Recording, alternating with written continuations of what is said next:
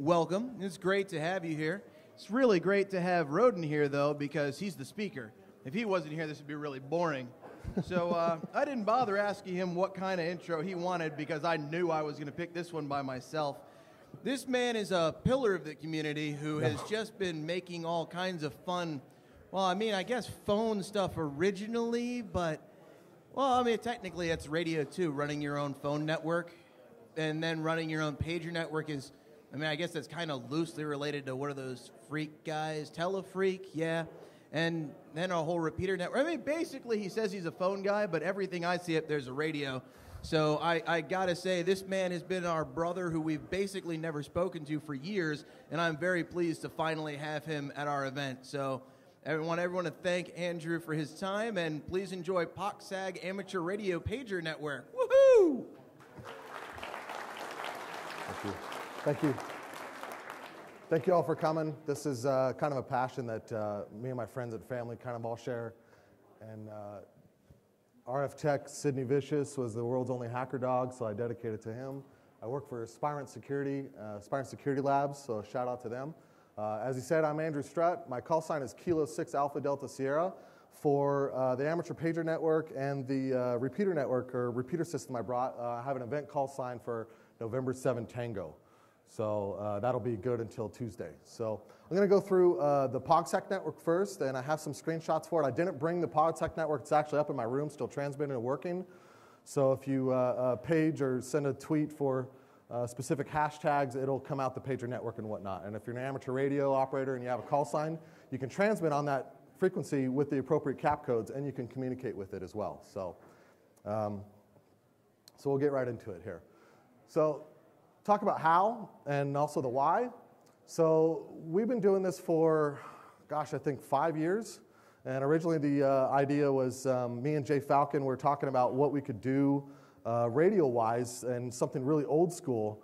And we got inspired by a former or current old school telefreaker who gave a talk at DEFCON 16. He goes by NYC Mike and Snuffleupagus.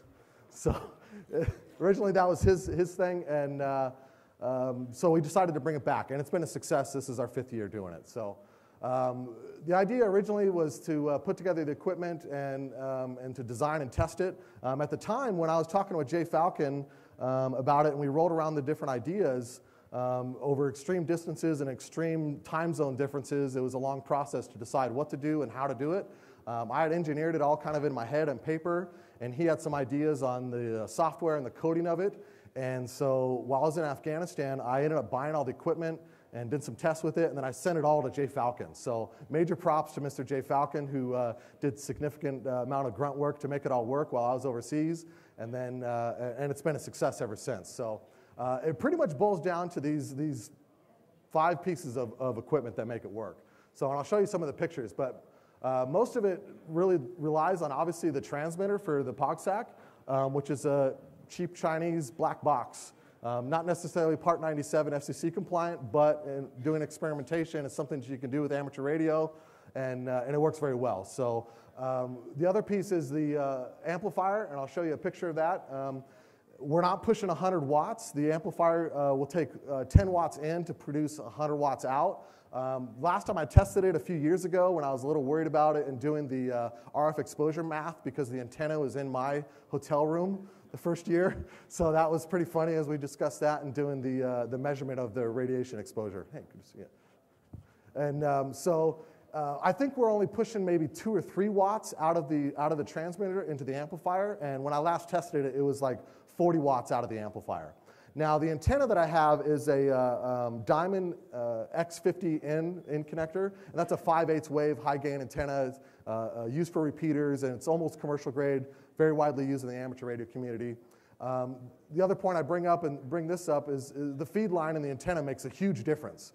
Even if you have a crappy Chinese transmitter and a quality amplifier, if you're not using good patch cables and good feed line, you're going to get a lot of loss, and it'll add up throughout all your cabling and through the antenna as it gets to the antenna, and you won't get very good signals. So this is one of the things that I've pushed and learned over the many years of doing amateur radio and engineering is to use quality equipment, quality connectors, and it really makes a big difference on the actual endpoint.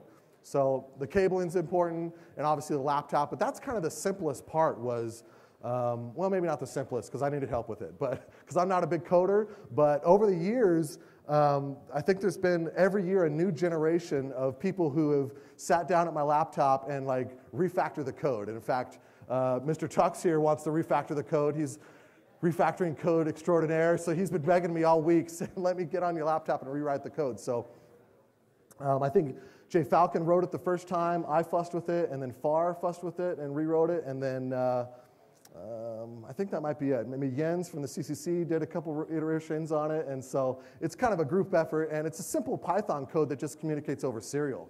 So we'll get a little more into it. So here's the POCSAG and Flex transmitter. It'll do Flex, which is the more sophisticated protocol, and we wanted to, even though it could do a little bit better protocol, and our watches can do the better protocol, we wanted to keep it even more old school. So we continued with POCSAG, even though we could do Flex, which does bigger payload, more data you can push through it. You can do time sync and a bunch of other things, which is cool, but we wanted to keep it extra old school. So that's the transmitter is all it is. It's, I found it on, I want to say one of those sites like Alibaba or something like that, or Banggood. It's one of those Chinese sites, and we search and search and search. What they sell them for over there in excess all over the place is for like restaurant pagers and stuff like that.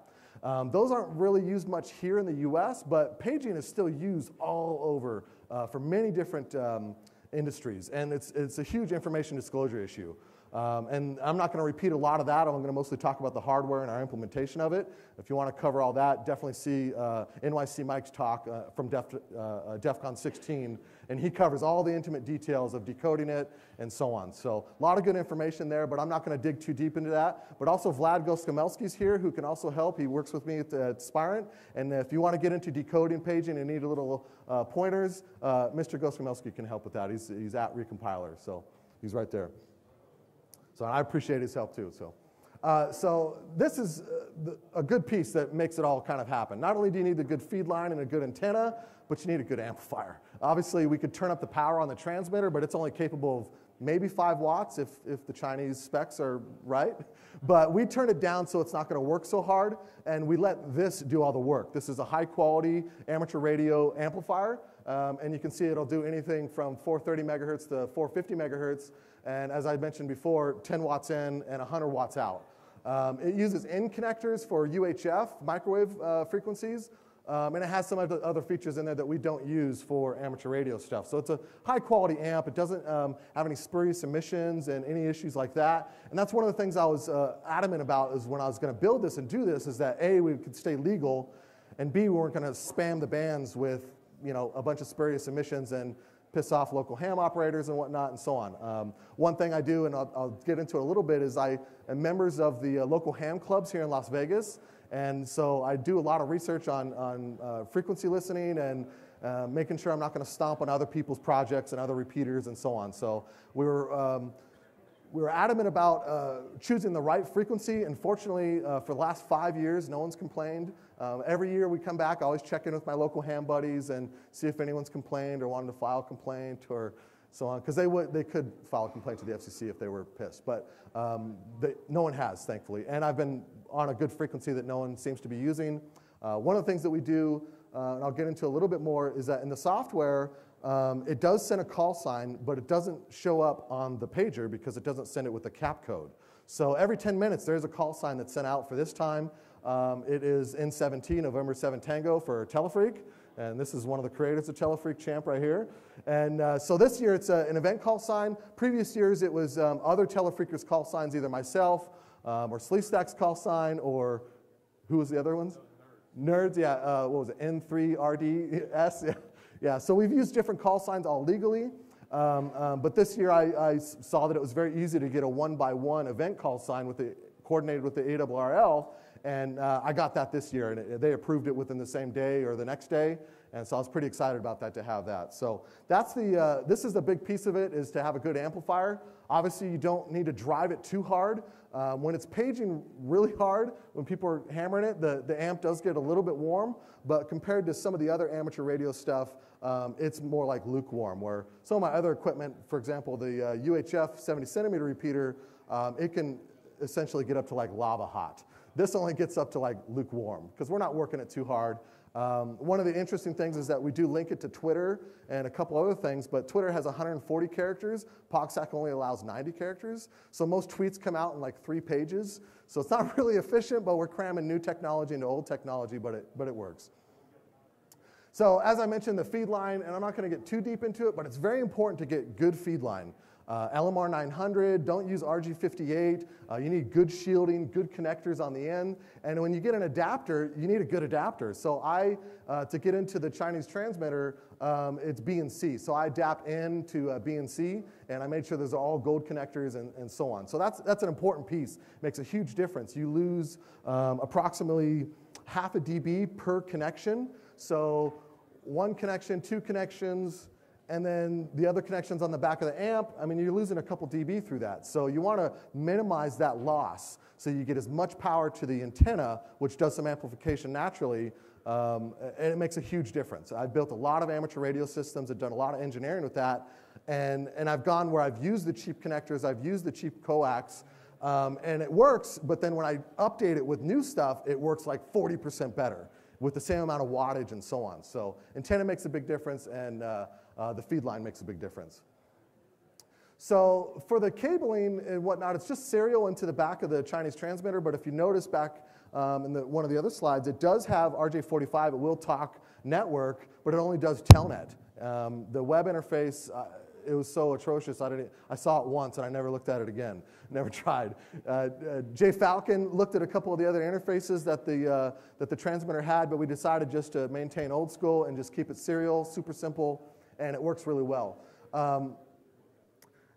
When I get into the other talk, I'll talk a little bit more about the importance of the serial interface. So this is just a normal USB to serial interface, but it's one with a more sophisticated driver so that you can tweak the latency, the buffers, the speed at which it'll communicate serial. The Chinese transmitter doesn't like anything over 9600 baud, and not even 9600 baud fast. Like if you try to go exactly 90, it'll skip characters, it'll drop out. So I slow it down a little bit just to keep it happy, and mostly for this kind of stuff. So that's an important piece. Fortunately, I've had this thing forever, and I only have one, and I've been trying to find another one that has that special driver, and I haven't had any luck, but it's an important piece there.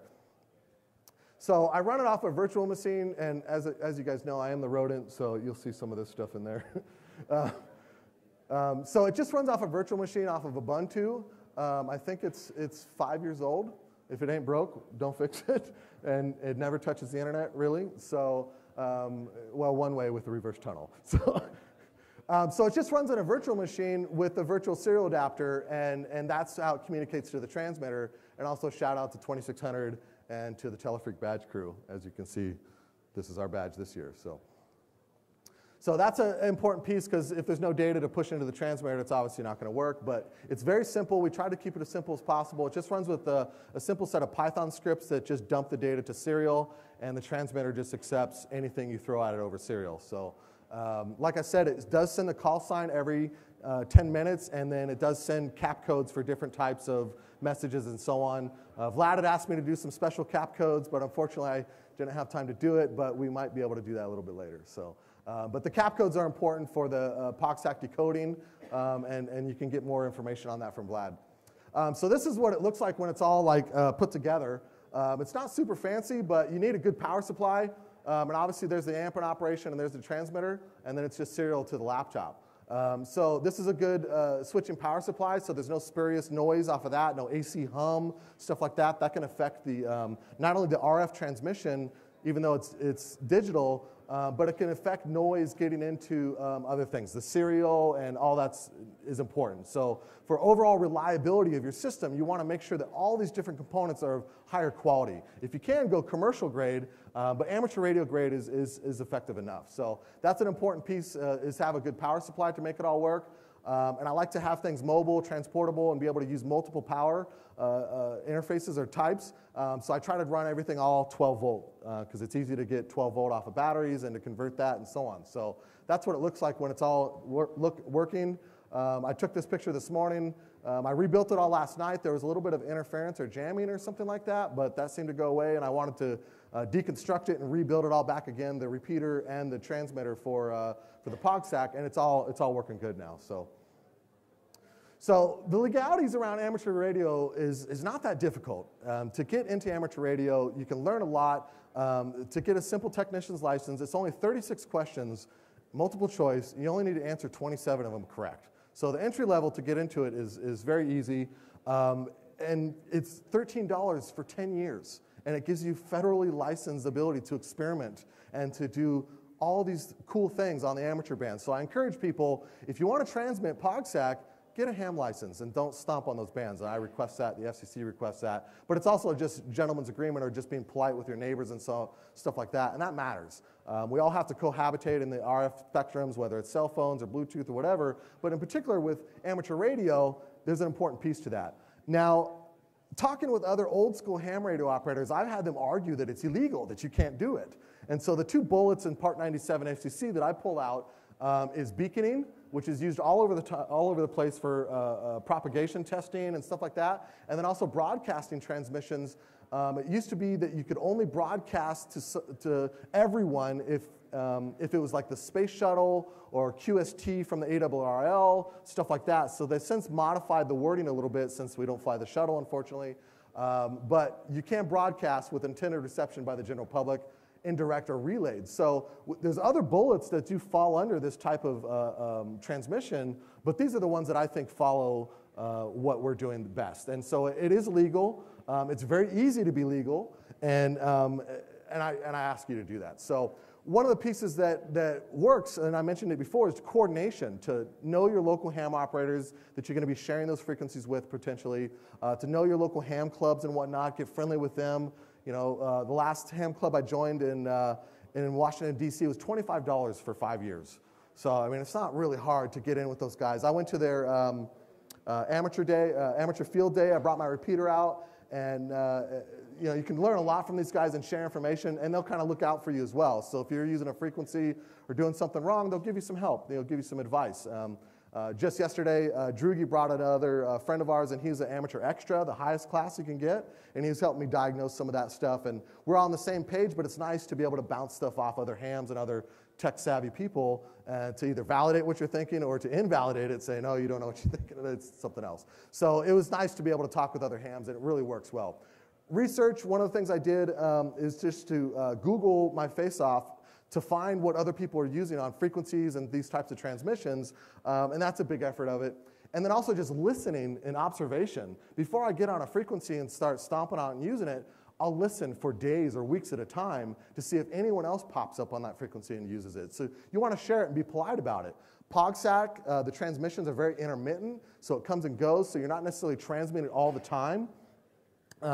So it's kind of hard to determine if you're messing with someone or not. So one of the things I did before we started transmitting here in Vegas was ask local hams, ask the local clubs I was a part of, and then I just listened to the frequency that we use, 433 megahertz, 500 kilohertz, 433.500, and I listened to that for weeks remotely over the internet, and then while I was here on site before we started transmitting. And even when I came back 5 years later, this time, before I started transmitting, I turned on all my radios, and I listened to that frequency for hours to make sure that no one is using it while I was gone. So it is coordinated in that sense, but it's not necessarily official, like a permanent repeater pair that gets coordinated with local clubs and with the ARRL and so on. So observation is a big deal.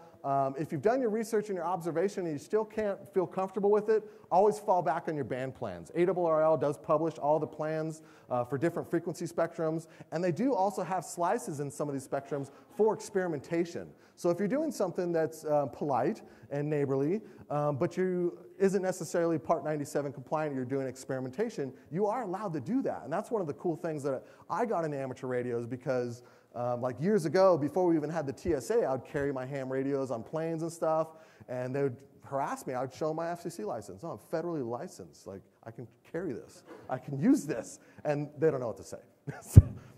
Don't transmit when you're on a plane. Trust me, you don't want to do that. Legally, if you have the permission of the captain of the flight, you can transmit. I've gotten that permission before, and I was able to talk on a repeater network from like 250 miles away from Sacramento. That was the best I ever did on VHF. But I had the permission of the captain.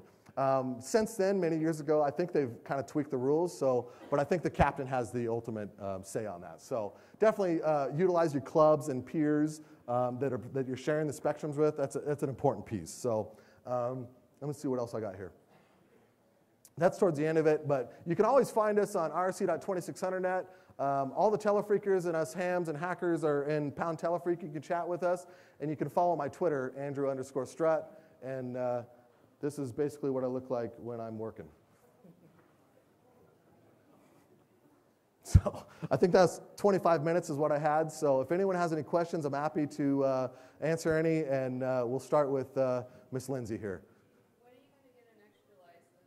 The question is, when am I going to get an extra license? And actually, I've been studying for the general. I'm big on baby steps, so I'm pretty confident with the general. I've had a Tech Plus for like ever, so I do want to upgrade to general because that gives you more bands that you can use. I think higher power transmission in certain bands and so on, and a little more credibility with my fellow peers who are ham operators as well. So good question. I'm working on it, but baby steps. I'm not going to jump up to extra. I'll get the general first. So, thank you. Beav, what's your question? What's the range? And tell me about your source code naming methodology. Okay, so the question is range and source code methodology or naming convention. Okay, so the best range that we ever reported was Sleestack was like driving home or somewhere, and he was all the way out by state line, past Gene, got to the California state border, and before he got over the hill, he was still getting pages. So that was well over 50 miles. Fortunately, that year I had a nice suite, and it had windows like 3/4 of around my room, and so I had the antenna like with half the view down the strip and half the view down to the southwest to California, and so it really depends. The propagation really is affected by antenna placement and which hotel suite I get. So that's been the best recorded range that was verifiable was from Sleestack over state line, over 50 miles.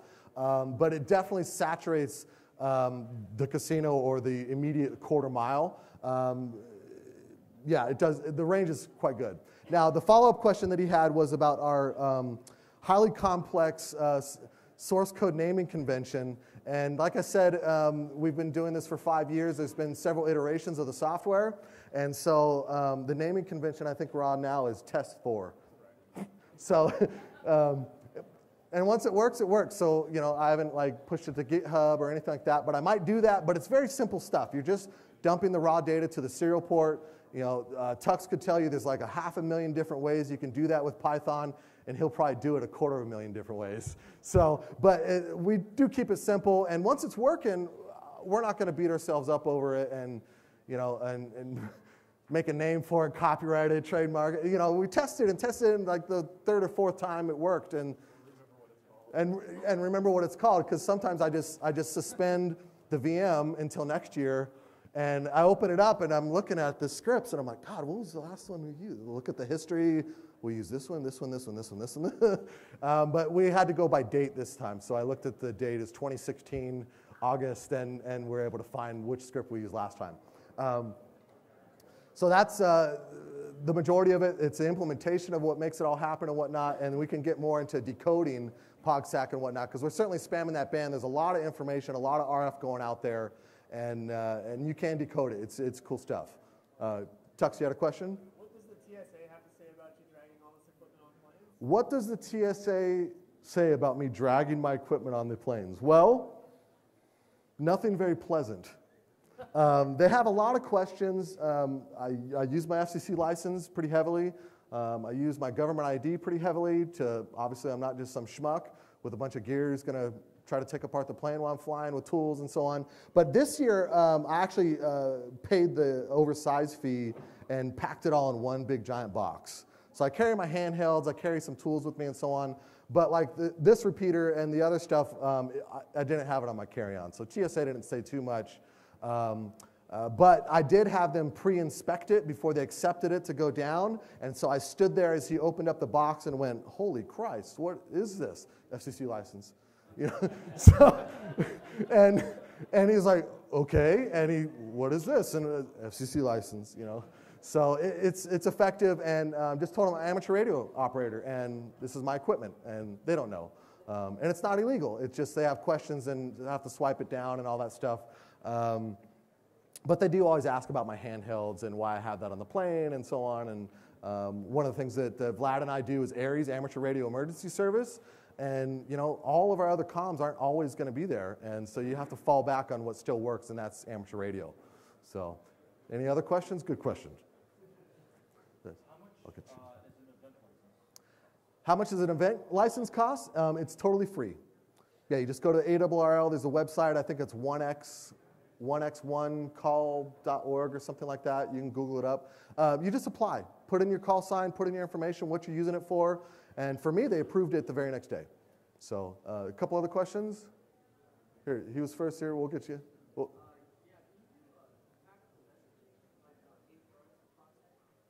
yes, you can. The question is, can you do things like APRS messaging through POCSAG? For example, Flex has more features within that protocol, not necessarily location stuff, but I'll get into, I have another piece that does do APRS and location-based stuff, but the protocol this was like 30, 40 years ago. Now, the other piece I'll remind you is the information disclosure. If you start decoding the stuff out there, you'll find stuff from telecommunications, aviation, medical, and all kinds of stuff that's out there to decode. Decode it legally, do it ethically, don't propagate that information unintentionally. But my favorite one was watching pages to central office technicians where they get the address of the central office, the door code, and what they're supposed to do at the central office. So with that page, you know, yeah. So there's another question? Yeah.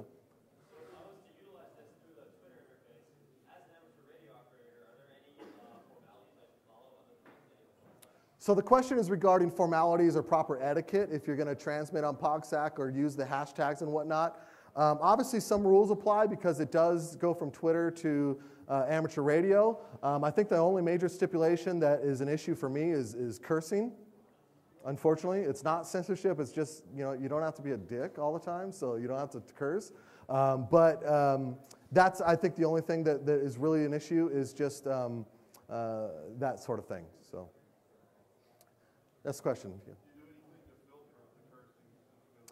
I've actually been looking at it this time. 4 previous years, we never had a problem with it. This year, there's something different. So, sorry, the question was, are we doing anything to filter the content that we don't like? So we try not to. It's usually not an issue. I think I only noticed it a couple times in the previous years, but for some reason this year, I guess people curse more, they're talking to me more, and I curse a lot. So not on ham, but so yeah, great question though. And we'll look at that more as we advance the code over the years. Every year there's a new reiteration, a new refactoring. There'll be a test 5 Python script for next year, and so on. So, but that's a good question, and we'll look into that. Especially, I want to stay as compliant as possible. It's certainly an issue. And I was thinking about it that long and hard the last couple days, because right out the gate I started noticing it, and I was like, ah! So, any other questions? Great, thank you very much. Great questions. Thank you for listening. Really appreciate it.